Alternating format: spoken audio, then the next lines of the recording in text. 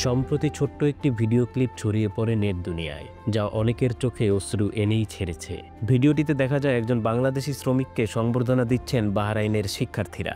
ওই শ্রমিকের নাম শেখ ইসলাম। তিনি দীর্ঘদিন বাহরাইনের বাহরাইন বিশ্ববিদ্যালয়ের অন্তর্ভুক্ত কলেজ অব লতে কাজ করেছেন।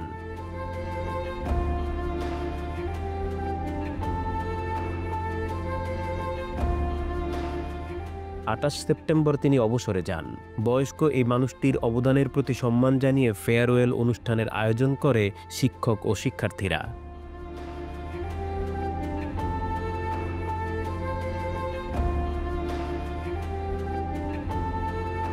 ২৯ সেপ্টেম্বর ভিডিওটি প্রকাশ করে নিউজ অফ বাহরাইন।